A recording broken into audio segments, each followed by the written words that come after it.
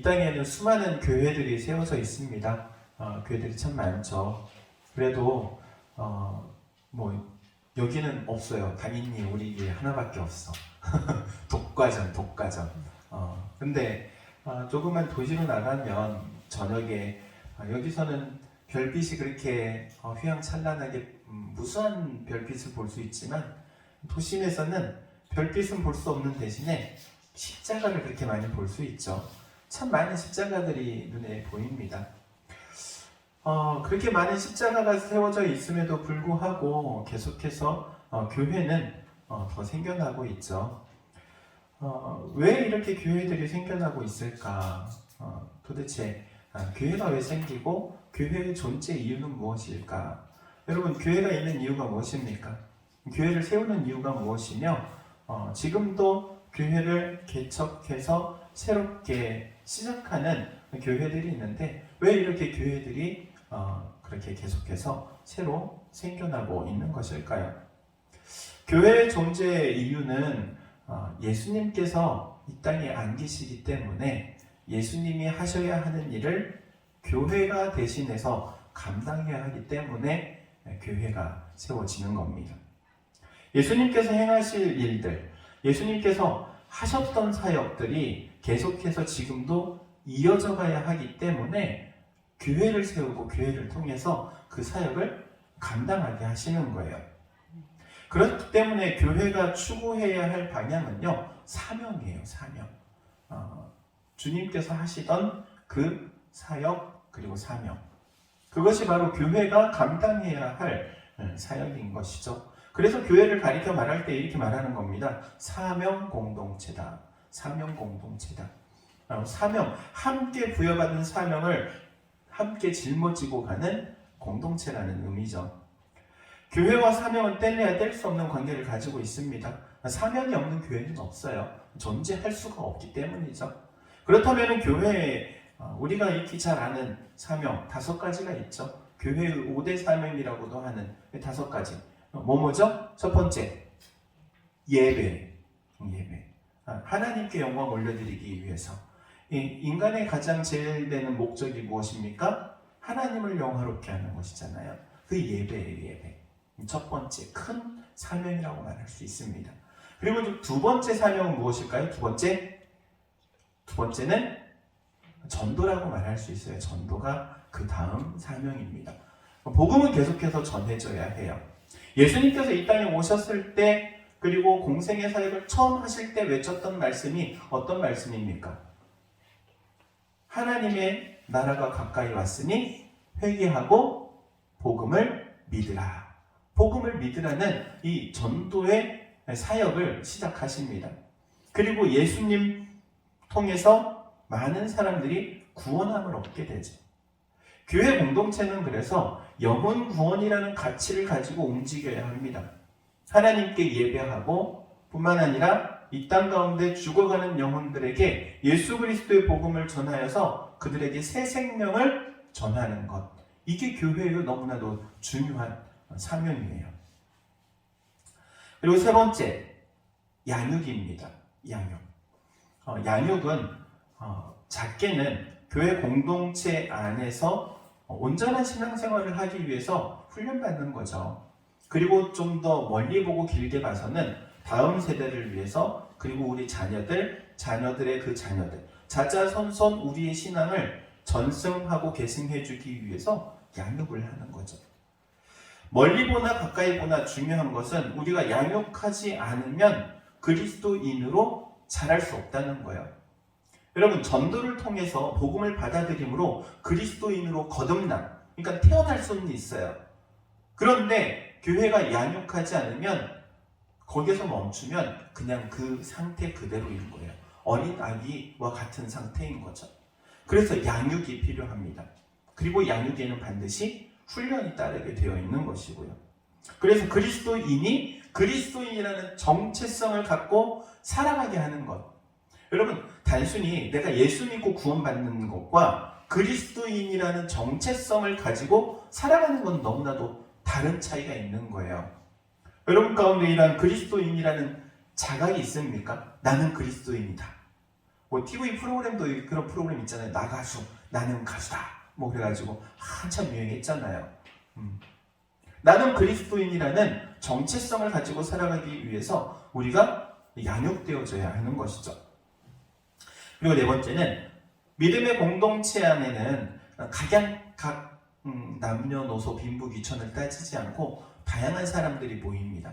다양한 사람들이 모이기 때문에 장점도 있지만 단점도 있어요. 장점이라고 한다면 이런 장점을 말할 수 있겠습니다. 교회가요, 규모가 어느 정도 이렇게 커지면은 별걸 다 할 수가 있어요.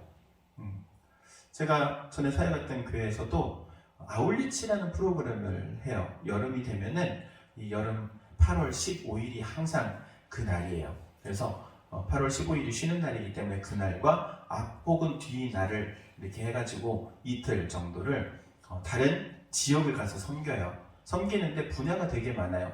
의료로 섬기고, 미용으로 섬기고, 뭐 도배하시는 분, 장판하시는 분, 전기하시는 분, 가스하시는 분, 수많은 분야에 이렇게 섬기시는 분들이 있어가지고 그것을 이제 마을에 가가지고 마을에 있는 교회를 중심으로 믿지 않는 사람들의 그 집집마다 필요한 것들을 해주는 거예요. 그래서 가스 차단기도 달아주고 전기에 어떤 문제가 있는 것도 있으면은 큰 것들은 좀 봐주고 이런 사역들을 하는데 다양한 사람들이 있으니까 이게 가능한 거예요. 만약에 그냥 전기 전문가만 몽땅 있다. 한 교회에 100명이 있는데 100명이 전부 다 전기 전문가만 모여 있다. 그럼 뭐 도배 장판 이런 거 할 수 있겠습니까? 가스 차단기 할 수 있겠어요? 안 되잖아요. 근데 다양한 사람들이 있으니까는 다양한 사역들을 할 수 있는 거예요. 그런 장점이 있는가 반면에 또 단점도 있어요. 다양한 사람들이 모여가지고 다양한 의견을 나누니까는 어떤 공통된 하나의 목적을 이루어가기가 쉽지가 않은 거예요. 왜 그러냐면은 공통 관심사라는 게 맞추기가 힘들어요. 관심이 다 다른 거예요. 어떤 사람은 저는 예배에 관심이 많아요. 어떤 사람은 저는 전도에 관심이 많아요. 어떤 사람은 저는 양육하고 아이들 길러내는 교사에 관심이 많아요. 구역자에 관심이 많아요. 그래서 이 사람들이 모여가지고 연말에 얘기를 하면 내년도 예산은 우리 쪽에 더 넣어주세요. 그런단 말이에요. 예배 중요하잖아요. 예배 중요하니까 예배에다가 예산을 더 넣어주세요. 그러고 아니 다음 세대 안 키울 겁니까? 지금 교회 학교를 보세요. 심각합니다. 거기다가 우리가 몽땅 때려 넣어서라도 어떻게 애들을 좀 부흥시켜야죠. 맞는 말이 틀린 말이에요. 다 맞는 말이에요. 교회는요 이야기를 하면 틀린 말은 없어요. 다 맞는 말이에요.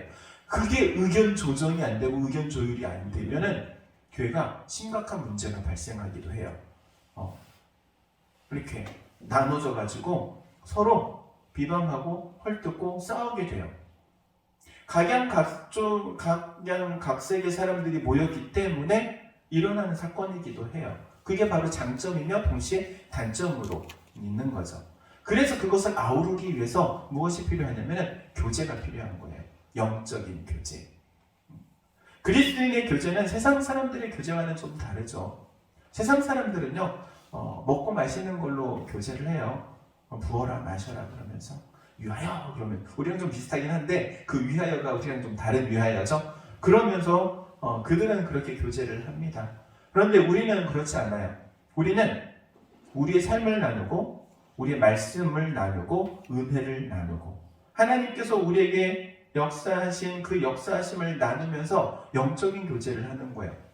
그래서 간증을 들으면서 도전을 받고 또 그냥 도전만 받는 게 아니라 나도 저렇게 되었으면 마음의 소원이 생기기도 하고 그래서 신앙에 대한 도전, 새로운 것에 대한 도전을 하게 되는 거죠. 이게 바로 믿음의 공동체가 하나 되게 하는 이 사귐이 있는 것, 이게 바로 교제입니다. 교제도 사명이에요. 그리고 마지막으로 섬김이라고 말할 수 있어요. 이 섬김은요, 교회가 교회로서의 본질을 가지고 이제 힘이 생기기 시작하면 이 힘이라는 것은요, 교회는 첫 번째로 사람이 모이면 힘이 생겨요. 사람이 모이기 시작하면 어디든지 마찬가지죠. 교회뿐만이 아니라 일반 사회 조직도 마찬가지예요. 사람이 모이면 거기에 힘이 생겨요. 파워가 생겨요. 이제 서울에서 사역했을 때 일이에요. 서울에서 이제 그때 당시에 전임 전도사였어요. 목사 안수를 받기 전. 그런데 담임 목사님이 이제 동사무소에서 어떤 모임이 있는데 목사님 못 가니까 나보고 대신 가래요. 갔어요. 처음에는 무슨 모임인지 모르고 갔어요. 갔는데 거기에 교회 그리고 동사무소 연합체라고 하더라고요. 그래서 동사무소에서 이렇게 그 생활보호 대상자라고 하는 어려운 사람들 도와줄 때 교회를 통해서 도와주거든요. 많이. 교회는 또 거기에 대한 예산들을 책정을 해놓잖아요. 도와주기 위해서. 그 사업을 하는데 그것을 위해서 이제 모이는 거예요. 각 대부분이 다 담임 목사님들이 오셨어요. 용산구 저희가 있었던 곳이 이제 청파 서계동인데 그쪽에 이제 교회 연합체를 가지고 목사님들이 그때 한 30분 정도 이렇게 모였어요. 정말 유일하게 전임 전도사로 간 거예요. 갔는데 이제 그냥 그 모임에서 그거로 끝날 줄 알았어요. 근데 그 자리에 국회의원 오지, 구의원 오지, 시의원 오지, 의원들이 와가지고 인사를 하더라고요. 그래서 저 처음 국회의원하고 그때 악수하고 90도로 인사받아봤어요. 그러면서 목사님 잘 부탁드립니다. 아니 전도사인데요. 그러니까 전도사님 잘 부탁드립니다. 뭘 부탁해? 교회에 있으면 교회 사람이 보이니까는 그걸 잘 부탁한다는 거예요. 뭘 얻기 위해서? 표를 얻기 위해서. 사람이 모이면은 힘이 생겨요. 그걸 원하든 원하지 않든이에요. 그렇게 힘이 모이면은요, 세상 사람들은 그것이 권력이 돼요. 그래서 그 권력을 가지고 뭐 하는 데 쓰냐면은 갑질하는 데 많이 사용을 해요. 그런데 교회는요, 힘이 모이잖아요. 그래 모인 힘을 가지고 갑질하는 데 쓰는 게 아니에요. 섬기는 데 쓰는 거예요. 교회의 교회의 성도들의 그 헌금을 그리고 수고를 노력을 사회 가운데 일부를 환원시켜요. 교회를 향하여서 우리 예수님께서 복되게 하시고 또 정말 아름답게 세워주시는 이유는 우리끼리 잘 먹고 잘 살라고 세워주신 게 아니라는 거예요. 세상 가운데 흘려보내라고. 뭐 물론 그런 말은 있어요. 구제는 뭐 나라님도 못한다고 끝도 없기 때문에 그렇죠. 그럼에도 불구하고 교회가 그런 부분들을 감당해야 되는 이유는요, 하나님께서 원하시기 때문입니다. 사람을 모이게 하고 거기에 힘을 주시는 이유가 바로 섬기라고. 그래서 이 섬기는 것을 교회는 잊으면 안 돼요. 항상 기억하고 있어야 합니다. 이렇게 5대 사명을 교회 공동체 가운데 부여하셨어요. 그래서 사명 공동체라고 말합니다. 이 5가지 사명을 감당하기 위해서 또 이 사명을 각 분야별로 막 나눠 놓을 수가 있어요. 분야별로. 예배 그러면은 예로 들면은 우리가 주일 예배에 또 분야가 있어요. 그걸 나눠 본다면은 자 한번 주일날 여러분이 와가지고 무엇을 하는지 한번 생각해 보시기 바랍니다. 예배에 필요한 사람들 그리고 필요한 순서들을 한번 생각해 보세요. 여러분 처음 들어오면 교회에서 누구를 만나요?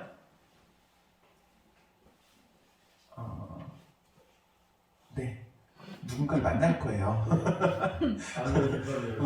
문 앞에서 보통 안내위원을 만나요. 그렇죠?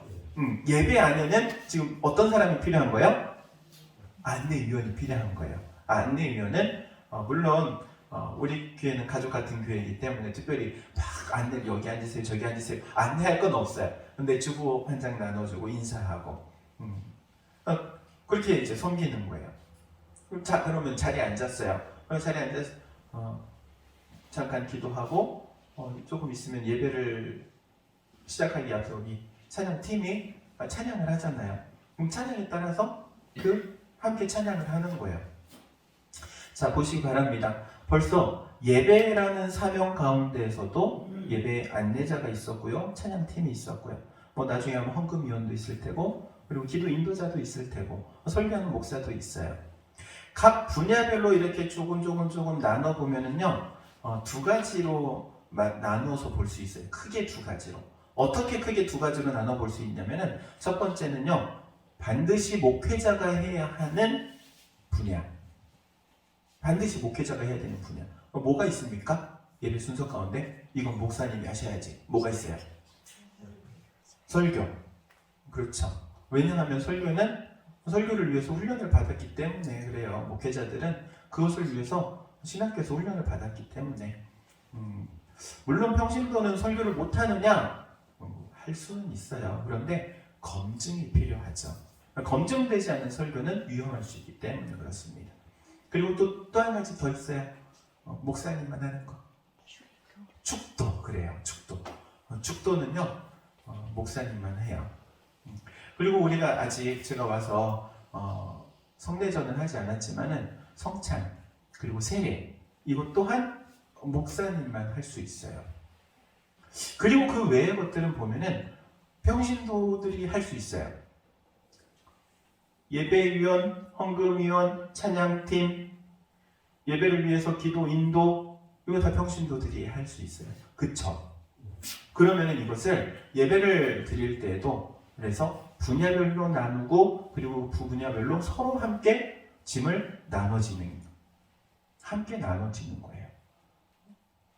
지금 실예로 예배만 말씀을 드렸지만 예배뿐만이 아니라 우리가 말씀드렸던 5가지 사명 이 모든 것들이 다 동일해요.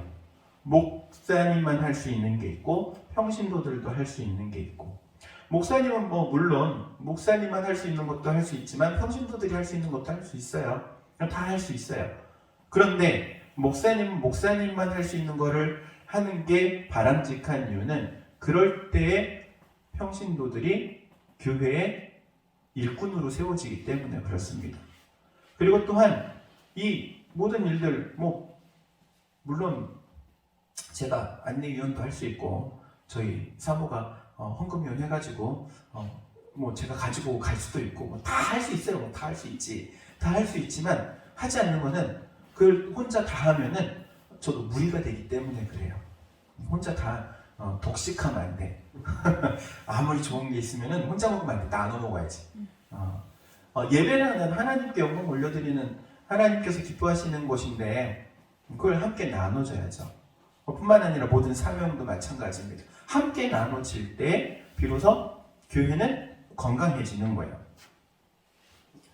교회가 효과적으로 사역을 하기 위해서 어느 정도 규모를 갖는 게 좋기는 해요. 그런데 교회가 몸집만 불린다고 해서 좋은 것은 아닙니다. 교회는 성장할 때 반드시 잊지 말아야 할 한 가지 조건이 있는데 바로 골고루 성장해야 한다는 거예요. 골고루. 여러분 따라해 보시기 바랍니다. 골고루 성장해야 되는 이유가 뭐냐면요. 여러분 아기가 태어났어요. 그 아기가 자라는데 이 아기가 정말 똑똑해지려고 그러는지 머리만 커져. 그럼 돼요? 안 돼요? 절대 안 되지. 뭐도 커야 돼요? 몸도 커야죠. 몸도 커야지. 손도 커야 되고 발도 커야 되고 전체적으로 골고루 균형 있게 커야지. 그냥 이 아이는 나중에 아인슈타인보다 더 똑똑한 아이가 될 거야 그러면서 머리만 커져가 그러면 안 된단 말이에요. 근데 교회도 마찬가지예요. 교회도 성장을 할 때 골고루 성장해야 돼요. 그래서 5가지 사명 5가지를 그러니까 제가 대인교회 부임해가지고 무리가 되지만은 지역을 섬기고 어쨌든 마을 전도를 다니고 하는 이유가 하나만 하면 안 되기 때문에 그렇습니다. 물론 이제 우리도 규모가 이제 조금씩 갖춰지고 있기 때문에 성도들과 함께 이 사역을 좀 나눠서 가고 싶어요. 어쨌든 교회가 성장하되 그냥 성장하는 게 아니라 건강하게 성장해야 한다는 사실입니다. 그리고 그 건강하게 성장하기 위해서는요, 각 분야마다 이제는 힘을 써야 된다는 거예요. 예배만 전념할 게 아니고 양육에도 그리고 교제에도 섬김에도 그렇게 각 분야별로 성장을 해야 교회는 건강해지게 됩니다. 제가 이제 장기 이렇게 목회 계획을 세우면서 2021년도에는 교회 이렇게 하드웨어적인 부분들 공사 마치면은 우리 예배부터 어떻게 좀 해야겠다. 그래가지고 감사하게도 작년에 공사 마치고 나서 12월 달부터 우리 찬양팀이 서게 됐잖아요. 그래서 너무 감사하죠. 그리고 올해 안에 교육부서를 좀 했으면 좋겠다. 교육부서를 세웠으면 좋겠다 그랬는데 또 세워졌어요. 감사하죠. 할렐루야죠. 8월 달에 우리가 수련회를 가면서부터 이제 교육부서를 시작하게 되었고, 이제 내년도 사역 계획으로 이제 구역을 좀 편성할 수 있도록, 우리가 이제 구역이 없잖아요. 그래서 구역을 좀 만들고 구역 활동을 했으면 좋겠다라는 마음에 그런 생각들이 있어요. 그래서 내년에는 구역을 좀 만들고 또 재직들을 좀 훈련을 해서 교회를 세워야겠다라는 그런 마음의 생각들이 있어요. 근데 이런 일들이 저는 마음이 되게 급해가지고 빨리빨리 하고 싶어요. 빨리빨리 하고 싶은데 목 디스크가 와가지고 몇 달 쉬면서 그런 생각이 들더라고요. 아니 하나님, 한참 일해야 될 텐데 뭐 이런 일이 있습니까? 이건 아니지 않습니까? 건강을 주셔도 부족할 판에 뭐 이렇게 아프게 하셔가지고. 근데 원망 아닌 원망을 하는 가운데 하나님께서 이렇게 말씀을 보게 하시더라고요. 말씀을 보면서 제가 한 가지 이렇게 최근에 깨달은 사실이 있어요. 하나님께서 그런 마음을 주시더라고요. 너 혼자 갈 필요가 뭐 있냐? 너 혼자 뛰어갈 필요가 뭐 있어? 너 왜 혼자 달려가고 있어? 날아가고 있어? 하나님 지금 천천히 걸어가고 계시는데 왜 네 앞에 가지고 뛰어가냐고, 왜 혼자 가느냐고. 하나님, 제가 혼자 가는 게 아닌 것 같은데 혼자 간다고 그러십니까? 그러니까 너도 교회의 부분이기 때문에 교회와 함께 가야 하지, 너 혼자 가서는 할 수 없다. 그런 마음을 주시더라고요. 사도행전을 보면서 깨달아진 거예요. 물론 하나님의 교회니까 하나님이 하시죠. 그래도 사람이 해야 할 거는 사람이 해야 되는 거 아닙니까? 그리고 지금까지 이렇게 열심히 뛰어왔는데 하나님께서는 기도원 혼자를 통해서 이스라엘을 구원한 게 아니라 300명을 용사를 붙여주셔서 구원하셨다. 그리고 엘리야에게도 7,000명의 바알에게 무릎 꿇지 않은 사람을 남겨두었다 라는 말씀하시는 거예요. 그러니까는요, 하나님, 저는 마음이 급한데 빨리 300명 붙여주시고 7,000명 붙여주셔서 좀 갈게요. 하나님께서 근데 그런 생각을 주시더라고요. 그냥 그것도 내가 하는데, 네가 하는 게 아니고 내가 하는데, 하나님께서 하시는 건데. 오늘 사도행전 말씀을 보면서 그래요. 사도행전에 보니까는 교회에 몇 가지 문제들이 발생을 하죠. 그리고 그 문제를 해결하기 위해서 그들의 선택한 것이 무엇이었냐면은 사람을 뽑은 거예요. 처음으로 집사라는 이 직함이 나오고 7명의 집사를 세우죠. 그런데 이 7명의 집사를 세울 때 참 재미있는 말씀이 있어요. 이렇게 말씀합니다. 5절 말씀에 온 무리가 이 말을 기뻐하여 믿음과 성령이 충만한 사람 스데반과 또 빌립과 브로보고르와 니가노르와 디몬과 바메나와 유대교에 입교했던 안디옥 사람 니골레를 택하여 그래요. 사도들이 사람을 택해서 세워라 그러니까는 이미 준비되어 있는 사람을 뽑은 거예요. 준비되어 있는 사람이 있었던 거예요. 사도들 외에 준비된 7명의 이 집사의 직을 받게 되는 사람이 있었던 거예요. 특별히 7명으로 숫자를 채운 게 아니에요. 이미 그 그룹 안에서 인정받고 있는 사람이 있었고 그 사람들이 이 기회에 이렇게 일꾼으로 세워진 거예요. 그럼 교회는요, 그래서 그냥 사람이 억지로 해서 되는 게 아니고 인위적으로 해서 되는 게 아니고 자연스럽게 하나님께서 세우시는 사람이 있고, 그리고 그 사람이 세워지기 위해서 하나님께서 하시는 일이 있어요. 뭐냐면 믿음과 성령으로 충만케 하시는 것. 이 믿음과 성령으로 충만케 하시는 것은 사람이 할 수 있는 게 아니잖아요. 아무리 목사가 안수한다고 해서 그 성령 충만해집니까? 그럴 것 같으면은 매 주마다 우리 성도들 다 안수하지. 그렇게 되지 않잖아요. 여기도 보니까는요, 믿음과 성령이 충만한 건 하나님이 하시고, 하나님이 그렇게 하시니까는 그 다음에 교회 공동체 안에서 성도들이 인정된 사람이다 세우니까는 그제서야 사도들이 안수해서 일꾼으로 세우잖아요. 순서가 거꾸로 되면 안 돼요. 목사가 안수해가지고 세우는 게 아니에요. 공동체 안에서 믿음과 성령이 충만하도록 하나님께서 인정한 사람이 또한 목회자를 통해서 공동체 안에 세워지는 것뿐이에요. 우리 당인교회가 이러한 성령의 은혜가 있는 교회가 되기를 주의 이름으로 축원드립니다. 그래서 일꾼을 세우는 교회, 우리 당인교회가 되기를 주의 이름으로 축원드립니다. 기도하도록 하겠습니다. 사랑과 은혜가 충만하신 하나님, 은혜를 구합니다. 하나님께서 우리 당인교회를 붙들어 주시고 복되게 하시는 줄로 고백합니다. 특별히 교회를 세우기를 원하시고 교회를 통하여 일하기를 원하시는 하나님이심을 고백하오니, 또한 몸된 교회가 몸된 교회로서의 역할을 감당할 수 있도록 주의 일꾼들을 세우게 하시고, 또 일꾼을 세워감에 있어서도 사람이 하는 것이 아니라 하나님께서 저희 가운데 믿음과 성령으로 충만케 하여 주셔서 인정받는 사람으로 세워지게 하시고, 교회를 위해서 또한 세상을 위해서 섬길 수 있는 그런 많은 기둥과 같은 주의 일꾼들이 세워지도록 은혜 베풀어 주옵소서. 예수님의 이름으로 기도하옵나이다. 아멘.